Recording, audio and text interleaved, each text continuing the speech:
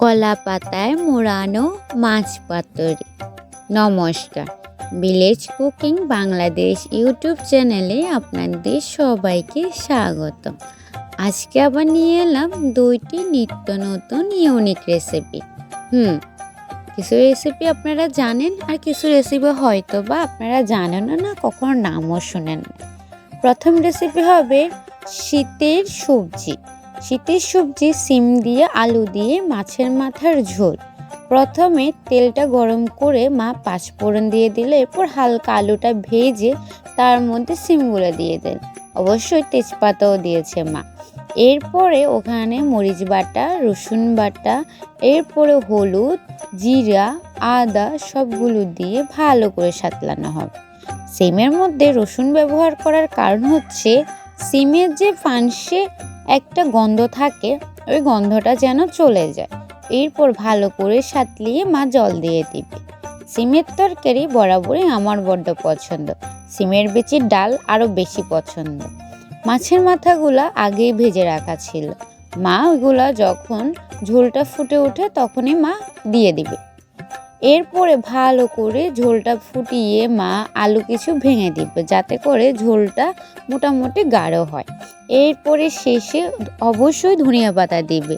বেশি পরিমাণে ধনিয়া পাতা দেয়, আমাদের বড্ড ভালো লাগে তাই। আপনারা কি কখনো ধনিয়া পাতার বড়া বা ধনিয়া পাতার ভর্তা খেয়েছেন? না খেলে কিন্তু আমাকে জানাবেন যে আপনারা এরকম রেসিপি দেখতে চান, তাহলে অবশ্যই আমি ধনিয়া পাতার বড়া বা ধনিয়া পাতার ভর্তা রেসিপিটা দিব। ধনিয়া পাতার ভর্তা কিন্তু আপনি চাইলে পরোটা দিয়েও খেতে পারেন, খুবই ভালো লাগে। ওই রেসিপিটাও একদিন শেয়ার করব। চলুন পরের রেসিপি যাই। আজকের ইউনিক রেসিপি কলা পাতায় মোড়ানো মাছের পাতুরি। প্রথমে এখানে খুব কুচি করে রাখা পেঁয়াজ, তার মধ্যে একটু কাঁচা তেল, এরপর একটু হলুদ, তারপরে মরিচ বাটা আর অবশ্যই রসুন বাটা দেওয়া লাগবে। আর আপনি মাছগুলোকে বিশেষ পরিমাণে বড় করবেন না, একটু ছোট ছোট করে কাটবেন, যাতে করে লবণ মরিচটা একটু ভালো করে ঢোকে। কারণ এটা যেহেতু মোড়ানো পাতোড়া, ওইখানে জলের পরিমাণটা খুবই সূক্ষ্ম, ওই জন্য মাছ পাতুরি হইতে হবে খুবই খুব আস্তে জালে। আর অবশ্যই মাছগুলোকে ছোট করে দিন। তো মা ভালো করে, আর অবশ্যই ধনিয়া পাতা দিবেন, নাহলে কিন্তু ভালো লাগবে না। এরপর মা ভালো করে মেখে এগুলাকে ভালো করে মাখতে হবে। মাছও ভালো করে, যাতে লবণ মরিচ হলুদ রসুন পেঁয়াজ সব মশলা মাছের গায়ে ভালোভাবে লাগে।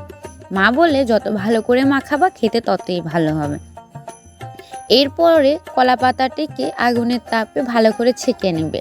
ওর ভালো করে মুছে ধুয়ে তার প্রথম অংশটায় মা মাছগুলা দিয়ে দিবে। আর যেই বাটিতে মাছগুলা মাখা হলো, ওই বাটিকে ধুয়ে খুব অল্প পরিমাণে একটু জল দিবে, দিয়ে ভালো করে মুড়তে হবে।